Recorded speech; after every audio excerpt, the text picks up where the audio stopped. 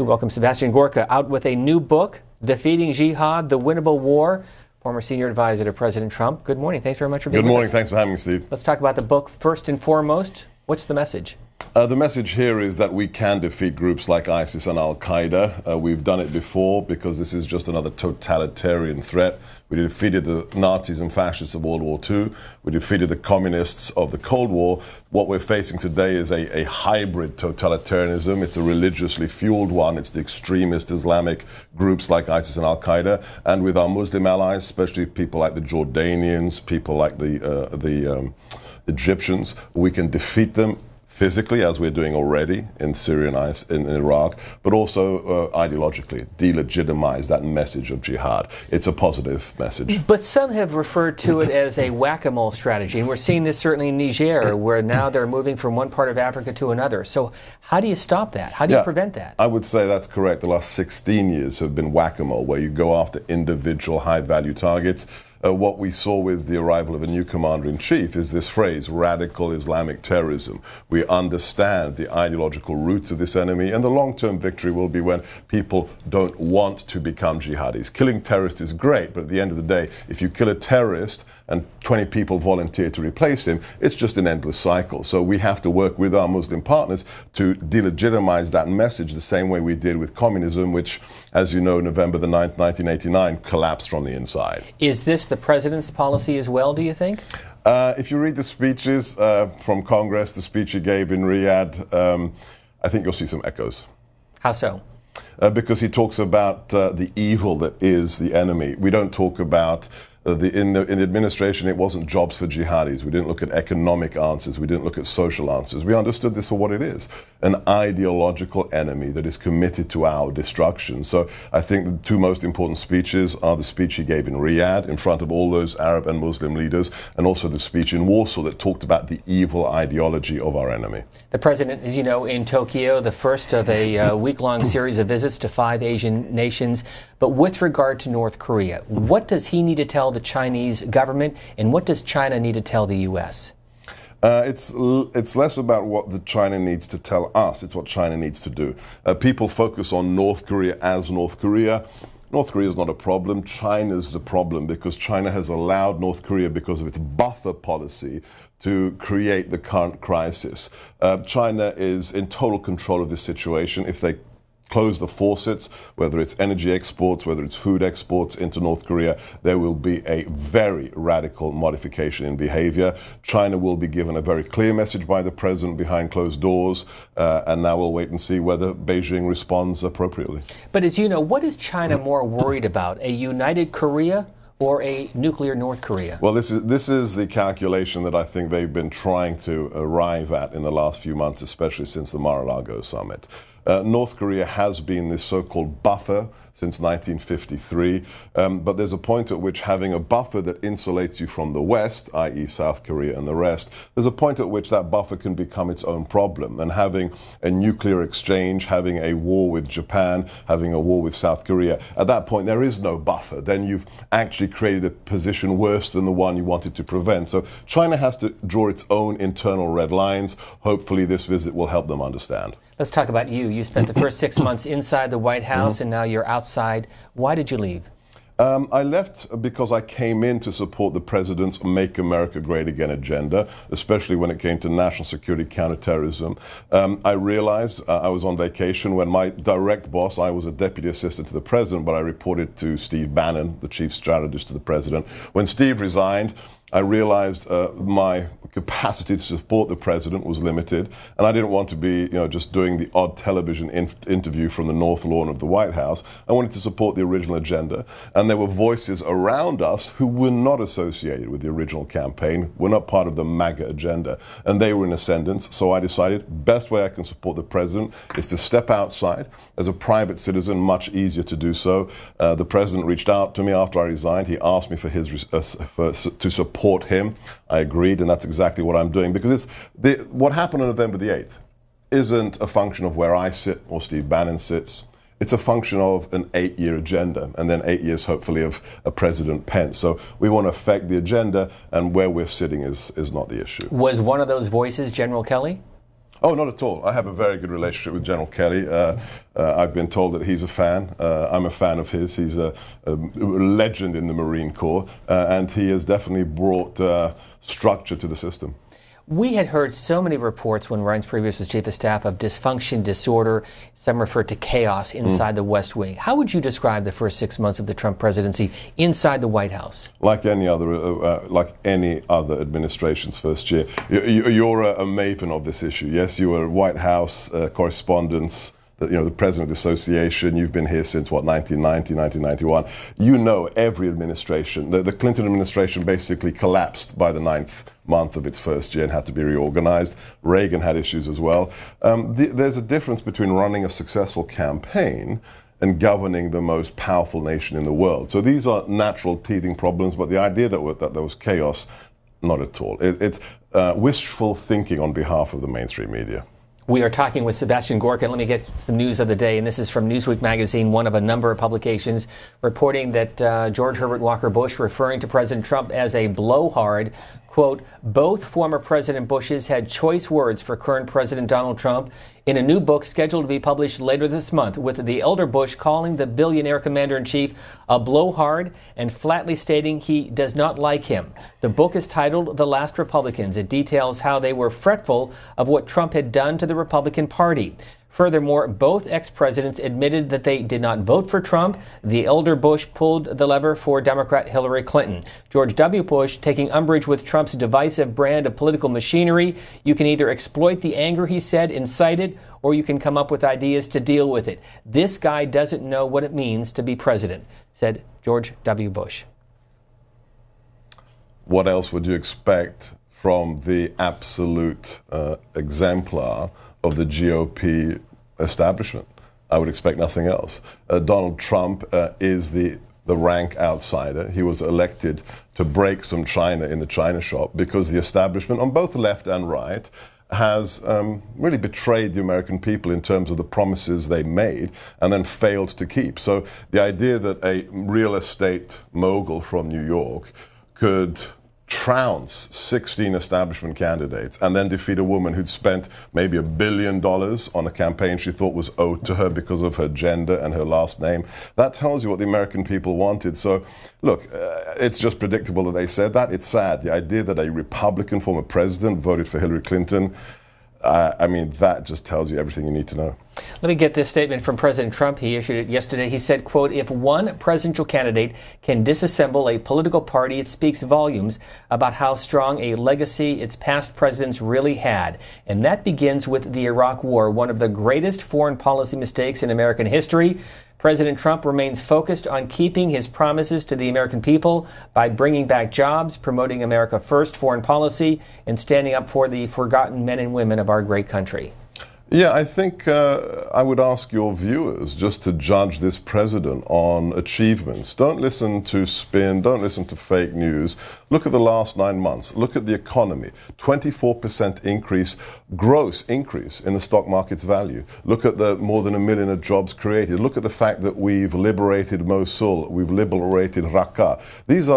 These are results that are unprecedented in this short span of time. So whatever you think about the president's style, look at the results and look at the facts on the ground, and you'll have to say that it's quite impressive. Our guest is Dr. Sebastian Gorka. Your family is from Hungary, correct? Yes. Yes. What part and when did you come over here? So my parents were from Budapest, and they lived through the fascist occupation of Hungary as children, then suffered under communism. And my father, as an anti-communist, was arrested and tortured and given a life sentence at the age of 20 by the secret police and the communist regime.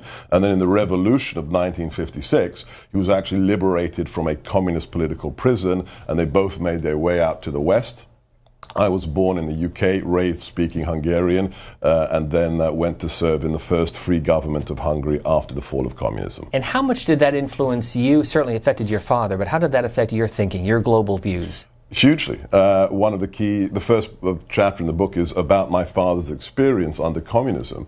And the big take home is, for me, at the earliest age, I understood that freedom is as precious as it is fragile, and that Ronald Reagan was absolutely right when he said, sooner or later, the loss of liberty is always but one generation away. Whether it's Nazis, whether it's communists, or whether it's today the totalitarian jihadists, we always have to be ready to protect our liberty. And America, as the only nation created on the principles of liberty and freedom, is the most attractive target for these kinds of thugs. At what point did you know that Donald Trump would be the nominee and would win in 2016?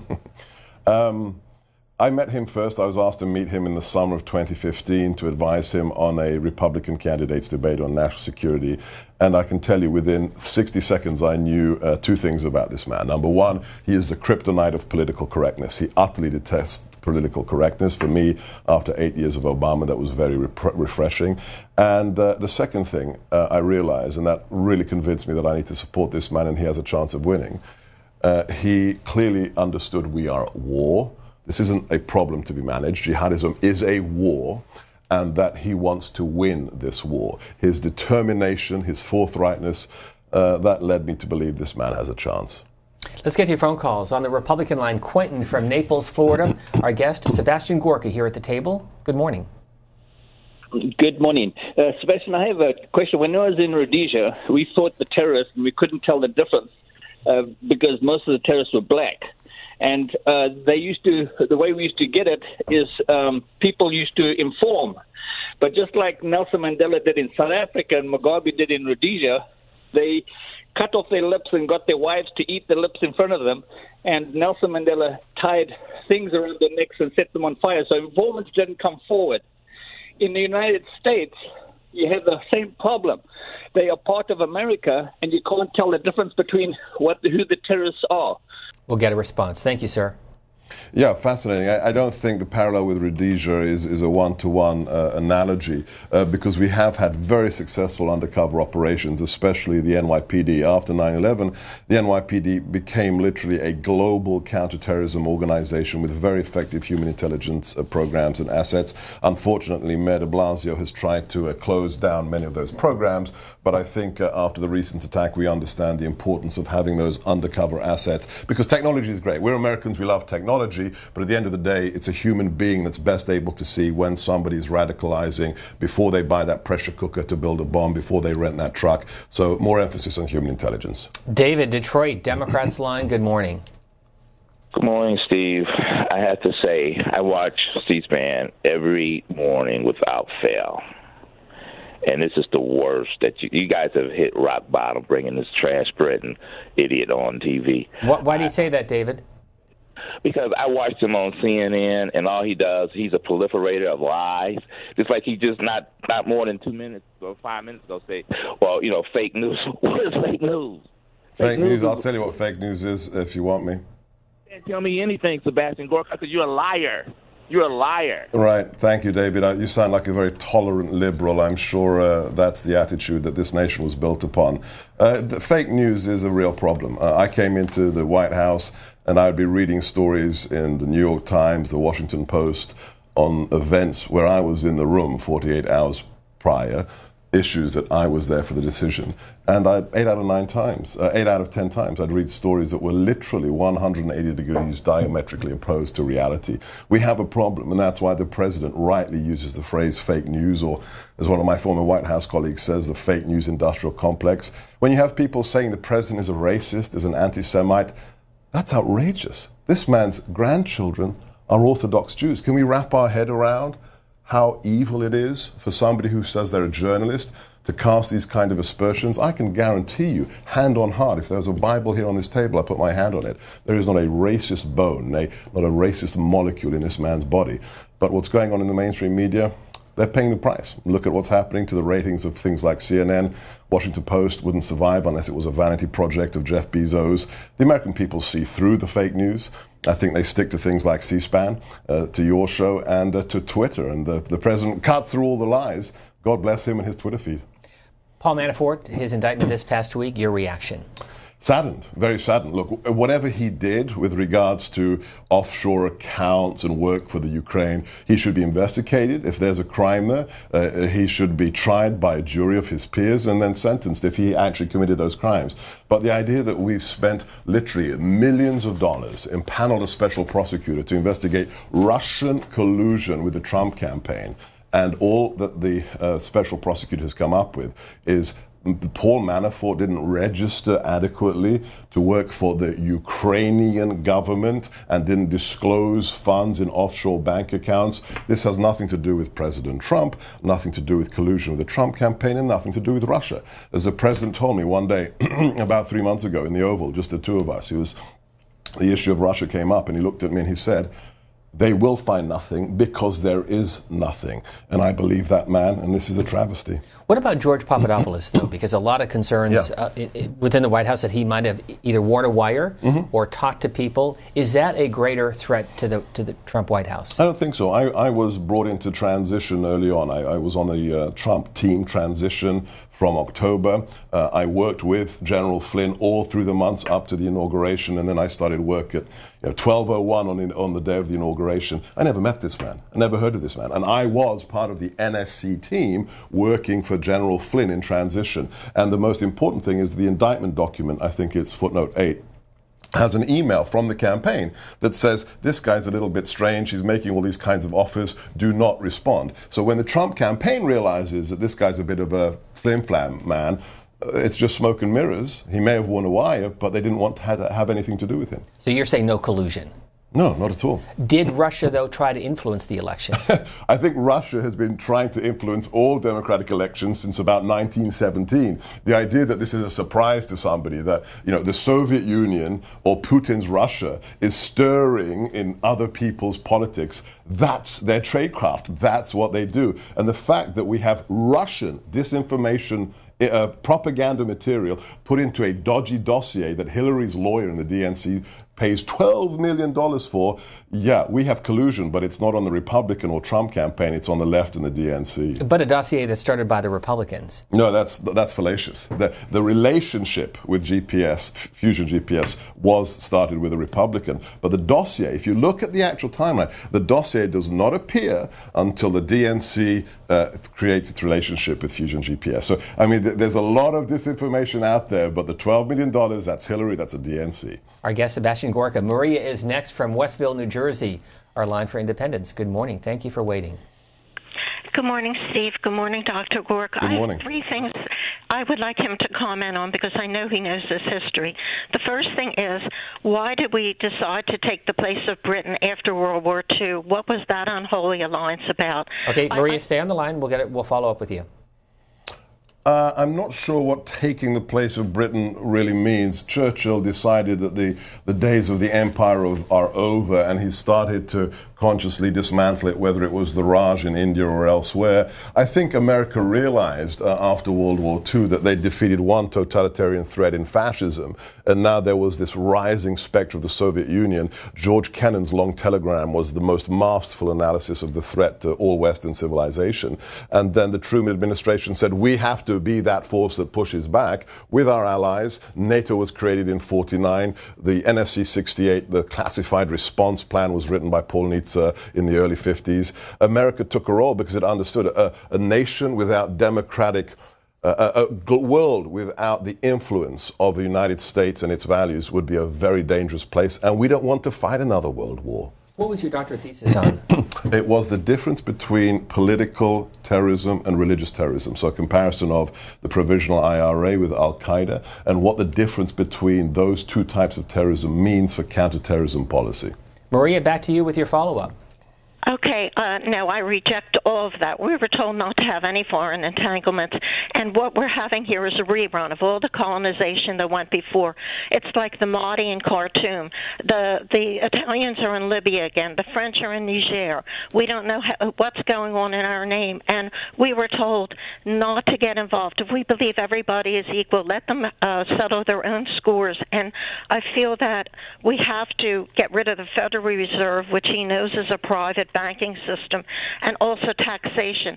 We had everything paid by the import tariff before. Instead of giving all the money to these wars, we have to come home, clean house in Washington, and I had some hopes for the Reform Party, but if they're going to get us in endless wars, the people are going to have to rise up and just do it themselves. And thank you very much, Steve. Thank you, Maria. That's rather disturbing. I don't know what the people will rise up refers to. The idea that America is the new imperial force or colony, I absolutely reject that. That's asinine. The Anthony Zinns, the Michael Moores, the Noam Chomskys. If America were an imperial force, Afghanistan would be run today by an American proconsul. It isn't. We have done the most for the liberty of other individuals, the most for economic freedom of any nation in the world. We help nations. And then even if a neocon administration went in by force, what happens? We leave. Empires don't leave. The Roman Empire did not leave Gaul after it captured Gaul. So, no, this is outrageous. This is completely fallacious. And one of the reasons I agreed to help President Trump is because of this idea that isolationism works. It doesn't. It didn't work in Pearl Harbor in 1941. It didn't work on September the 11th in 2001. The world is a global structure. The idea that you pull down the shutters on the Atlantic or Pacific coast and suddenly Americans are safe, it doesn't work. And we need to be cognizant of threats and we need to deal with them. But this president is not an interventionist, but nor is he an isolationist. Look what he did in Syria. We didn't invade Syria. We launched a cruise missile strike to send a message to Assad: you will not use chemical weapons on unarmed women and children. So it's a very common sense balance between the isolationism of Rand Paul and the interventionism of the neocons, the Crystals of the world, the dogfights. That's a happy medium. This program is carried live on the BBC Parliament channel. Our guest is Sebastian Gorka, former senior advisor in the White House to President Trump. He's out with a new book on the jihad. And I want to ask you about the president referring to Senator Bob Corker as little Bob Corker. Does that demean the presidency? Does that seem petty in your mind? I think what demeans the presidency is having a Republican senator undermine a sitting Republican president. I mean, it's outrageous. The behavior of the Jeff Flakes and the Bob Corkers of the world, this would be unheard. It would just simply be ungentlemanly, unseemly. But the idea that you have an individual who facilitated, let's just think about this for a second. Bob Corker facilitated the gutting of Congress's treaty powers when he came up with the Iran deal's Corker Amendment. The idea that you didn't have to have 2/3 to approve a treaty, you had to have 2/3 to veto it. That's rewriting the Constitution unilaterally. This man he facilitated President Obama creating one of the worst nuclear deals in modern history, and he has the gall to do what he did and to say what he did about the president. No, I think the president's comments are absolutely appropriate. But when you say undercut, does President Trump not undercut his own Secretary of State when he tweets, as Rex Tillerson was in China, saying that we'll deal with North Korea, don't worry about it, and then telling Laura Ingraham this past Thursday, well, whether or not he stays or not, we'll see. For 4 years. Nobody is guaranteed for life to have a job in administration. I was a politically commissioned officer of the president as a deputy assistant. The idea that I can't make mistakes and therefore pay the penalty, I decided to resign. But the fact is, we serve, Rex Tillerson, myself, we serve at the pleasure of the president. Well, I understand that, but he's also your representative. He is your Secretary of State. So as long as he's Secretary of State, shouldn't the president at least publicly support him or get rid of him? The president has a very interesting style of management, and I think he brings this from the private sector. And what I saw inside the White House is an individual who is comfortable with unusually high levels of creative chaos beneath him, because he hires people who he thinks are going to be effective. They can jostle and tussle with each other, and he wants to see results. And sometimes he messages, whether it's the Rex Tillerson, whether it's the Jeff Sessions, he sends messages, which is fine. I think it's maybe the 21st century way of managing. Look, you have been given a very clear signal. This is what I want to have affected, and let's see if you can do it. And if not, maybe it's time for you to go. Let's go to Blake in Foley, Alabama, Republican line with Sebastian Gorka. Good morning, Blake. Hi, good morning. It's an honor, Mr. Gorka, to be able to speak to you and get your opinion. And I can't wait to get my hands on your book, trying to understand what you're trying to say in there. But based on what I'm hearing you saying on the TV right now, I'm afraid maybe you haven't gotten the whole picture, like those blind men trying to figure out the elephant, somebody getting one piece, another person getting another piece.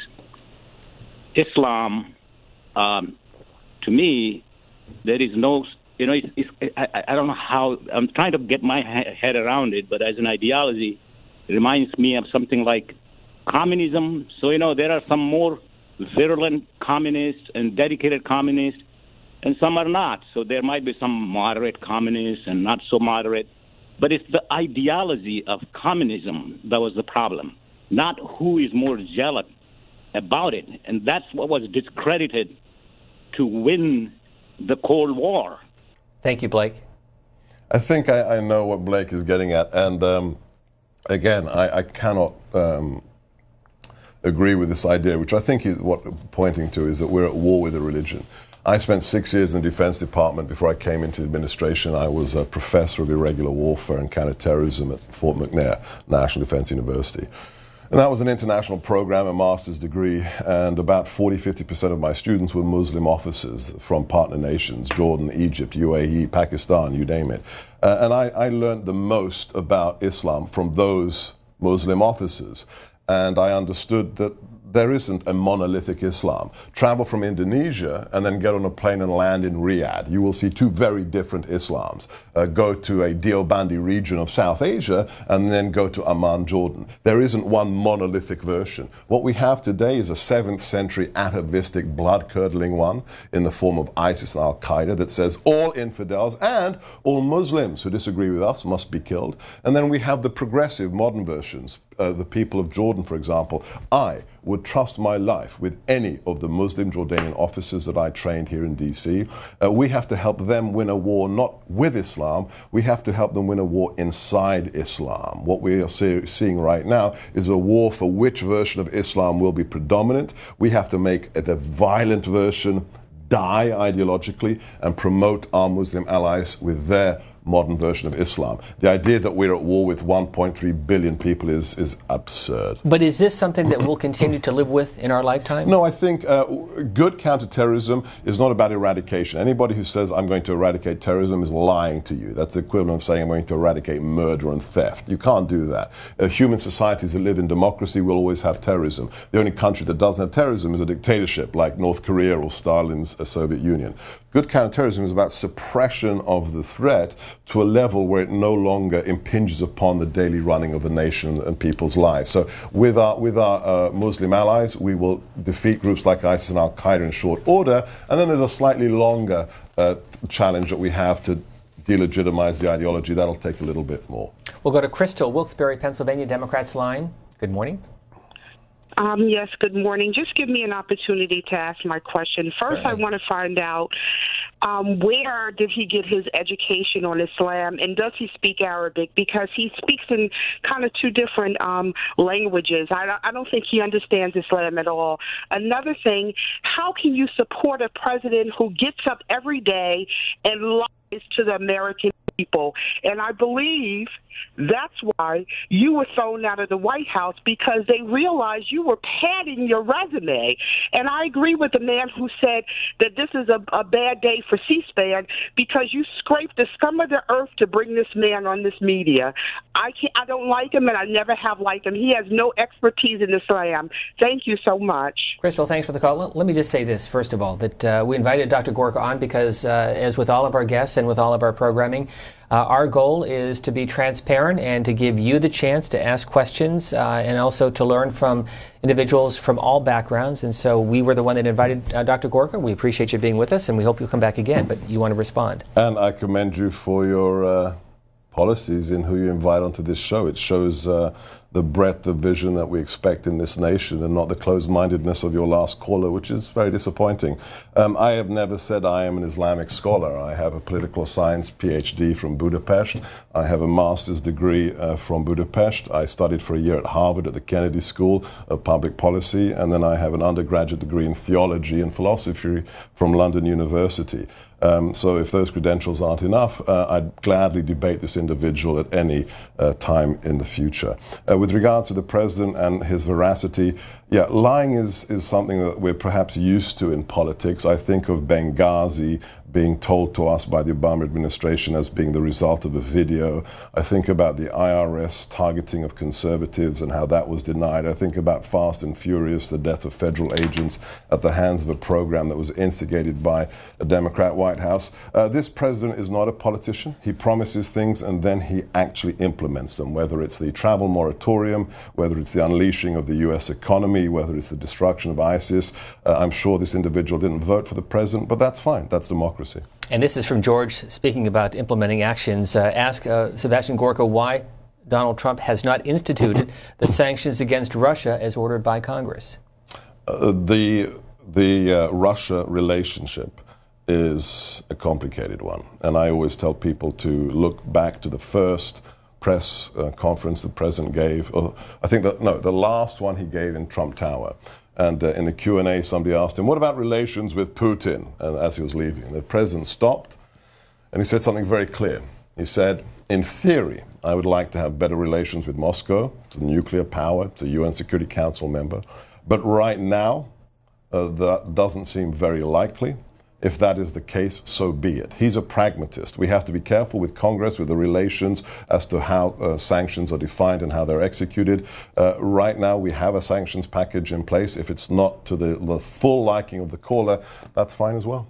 Let me ask you about this headline, front page of the Washington Post. One scenario, as outlined by the Pentagon, military invasion, ground forces in North Korea. Again, it's as the Pentagon looks at all options. How likely is that from your standpoint? How do we solve the problem with North Korea and Pyongyang and Kim Jong-un? I remember distinctly, and I've said this before publicly, so I'll say it again. I remember being in the Oval one day and the question of Korea came up. And the president said one thing very, very trenchantly. He said, I have no interest to go to war in the Korean Peninsula. He is not interested in that happening.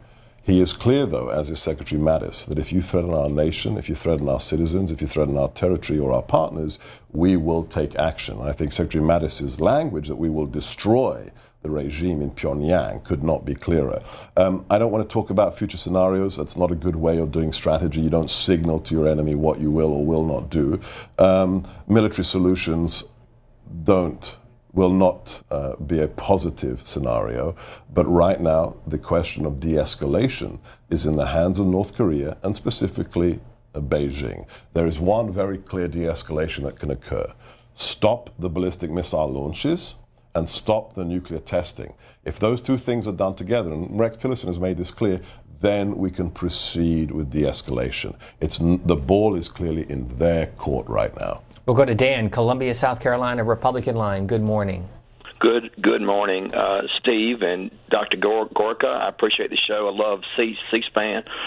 I have a couple of comments. One, there's no question, the fake news, there's no question that the news is slanted. When you look at how the media has treated, let's say, Michelle and Barack Obama versus Melania and Donald Trump, it has just been a reverse. I mean, they gave President Obama a clear path to positive media coverage, and when you turn on the mainstream media, which is packed full of Democratic former operatives, all you get is it's almost like who can come out with the news that can attack the president the most. Now, on the flip side, I think there's also a sin of omission, like this George Bush information. You had Donna Brazil, you had Uranium One, you've got the dossier, and that's never covered. And I think based on the calls that you've had from these liberals that are calling you names, I think there's such an intolerance that there is such a stifling of ideas in the media on university campuses. It scares me where we are today. I've never seen anything like it in my life, and I would just like your guest to comment. Dan, thank you for the call. Wonderful points. Yes, I always like the thought experiment. Imagine if Melania Trump had been married to Barack Obama. She'd be on the cover of every fashion magazine known to humankind. But she isn't. Why? Because she's married to a Republican president. That's hardly fair and balanced. With regards to ignorance and people being led by the nose, absolutely. The Victims of Communism Foundation just released a poll of millennials. And more than 40%, 42% of millennials said they would prefer to live under socialism. That's incredible. This is a nation who has bled, who has expended treasure to create a democratic system that is based upon freedom and liberty. And my parents lived under socialism. My father was tortured by secret police officers. And the idea that you can have almost 50% of children today think that system is okay, it speaks to a degrading of our education system and the fact that Ronald Reagan, again, was right. The loss of liberty is always but one generation away, and we have to redouble our efforts not to allow people to distort history. If you read the Black Book of Communism, which was written by left-wing social scientists, French social scientists, they catalogued the cost of communism in the 20th century, and the final tally was 100 million people killed as a result of Karl Marx's ideas. That's the truth that we must remember. Your parents still alive? My parents passed away 14 years ago. Let me share this tweet from you. Another viewer saying, love the term, quote, fake news industrial complex. I have to give credit where credit is due. That was my former White House colleague, Andrew Sarabian, who came up with that and gave that to me to use, and I love it too. Let me get your reaction to some comments made by the Senate Republican leader. He was in the Rose Garden with the president late last month as they talked about the agenda forward. The goal here is to win elections in November. Back in 2010 and 2012, we nominated several candidates, Christine O'Donnell, Sharon Angle, Todd Akin, Richard Murdoch. They're not in the Senate. And the reason for that was that they were not able to appeal to a broader electorate in the general election. My goal as the leader of the Republican Party in the Senate is to keep us in the majority. The way you do that is not complicated.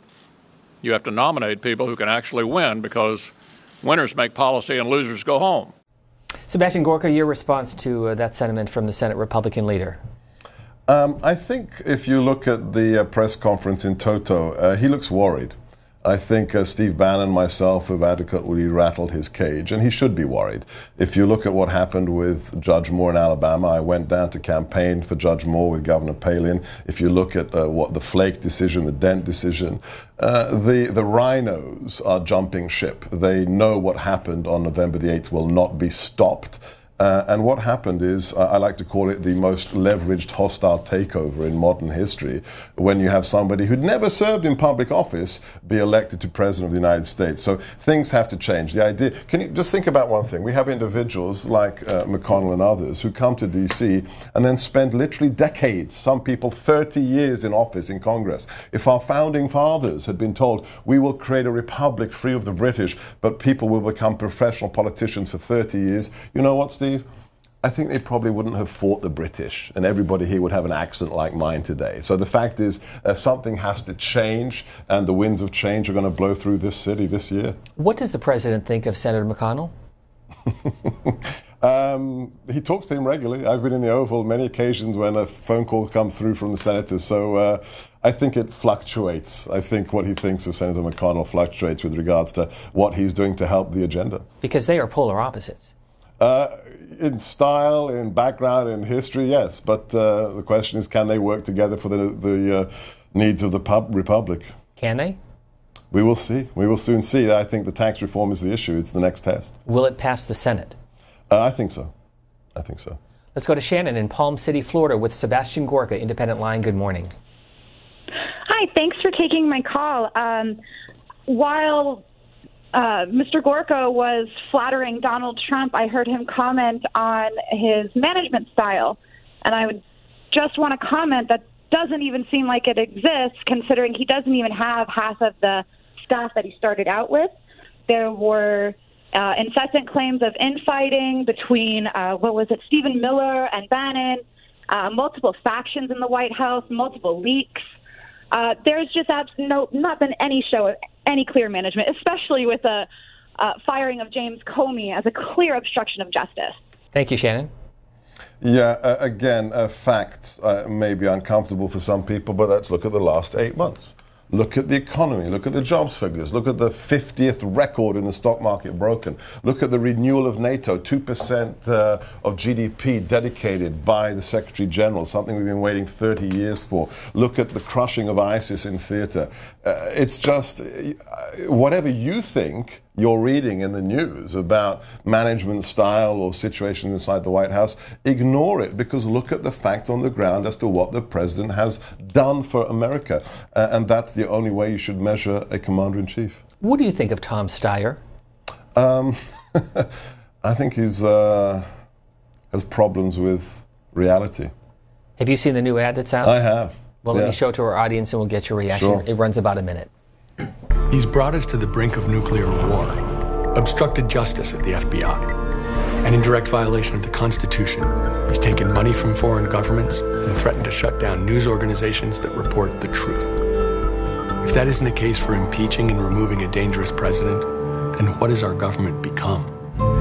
I'm Tom Steyer, and like you, I'm a citizen who knows it's up to us to do something. It's why I'm funding this effort to raise our voices together and demand that elected officials take a stand on impeachment. A Republican Congress once impeached a president for far less. Yet today, people in Congress and his own administration know that this president is a clear and present danger, who's mentally unstable and armed with nuclear weapons. And they do nothing. Join us and tell your member of Congress that they have a moral responsibility to stop doing what's political and start doing what's right. Our country depends on it.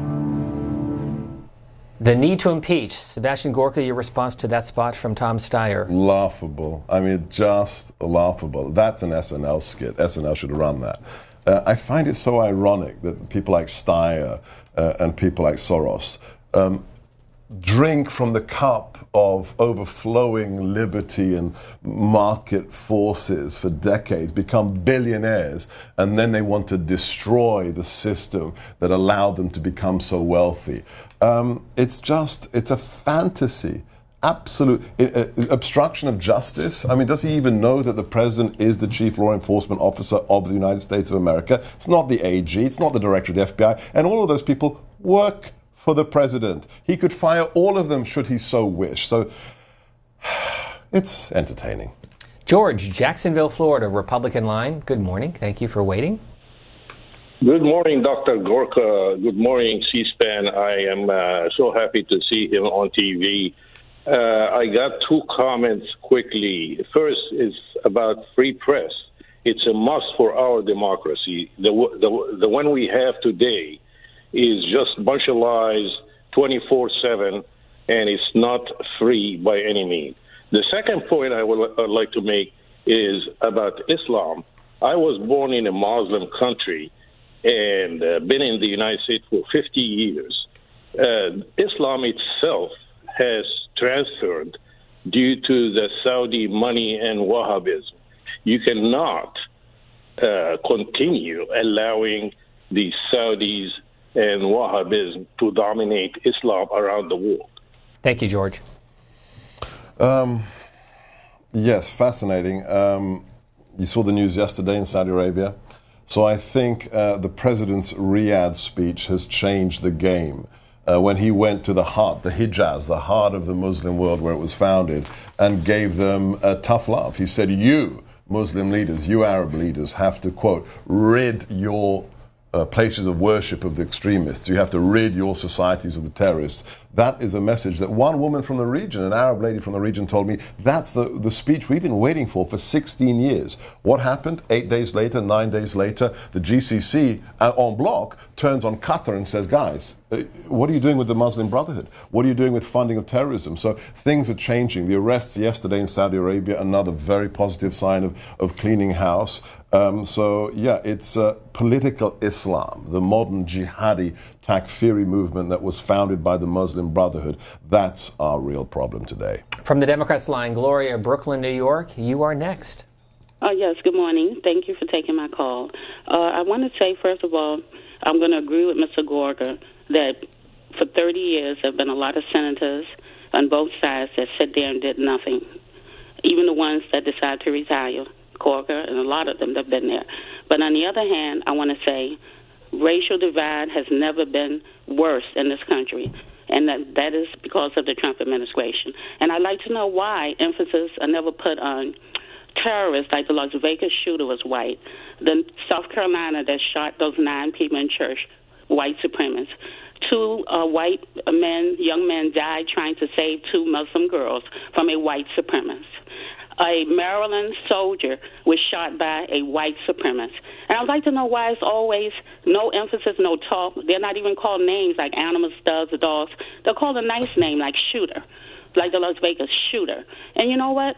I personally was 5 years old, and I was in Virginia with my grandmother at a supermarket, and I saw colored and white water fountain, and I'm only 4 or 5, and I thought the color was good because I'm a little kid, and I never thought any other thoughts about it. I thought the color, the fountain mark colored, was the best. So you know what? It's horrible, the racial divide that's being preached in the White House, the Trump administration. It's not good, but the only thing I can agree on, some of them been sitting there for 30 years, didn't do nothing. It's a change, but it's a change for the worse. Thank you, Gloria. Thank you, Gloria. Your call is an important call, but it's also a sad call for me. You listed an event or a series of events, and again, you yourself have just proven the power of the fake news media. You mentioned 2 people being killed to defend a Muslim woman. Do you know who killed them in Oregon? That individual was a Jill Stein supporter, not a white supremacist. He was a leftist. So the facts of the case must be treated in ways that are not distorted. The mainstream media would have you wish this is the problem. And, you know, I agree with you, Gloria.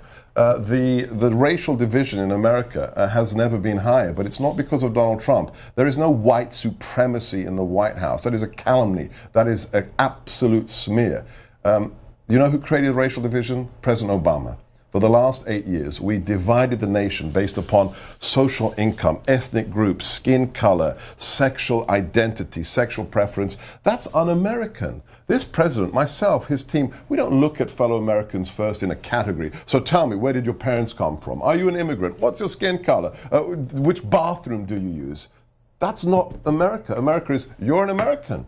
How can we help you? And this president wants to keep you safe, and he wants to have you and your family prosper, irrespective of your skin color, or irrespective, most importantly, of whether you voted for him or not. This may be hard for listeners, viewers to understand. He wants all Americans, whether they voted for him, whether they voted for Hillary, or whether they didn't vote at all, to be safe and to prosper. That's Donald J. Trump. The president is in Tokyo today, the first stop. This is the headline, by the way, from the New York Times, as the president opens the Asia trip, talking tough in a campaign-style rally. You can read the full story at nytimes.com. Here's a portion of the president's speech. Each of you embodies the warrior creed. Your devotion, prowess, and expertise make you the most fearsome fighting force in the history of our world.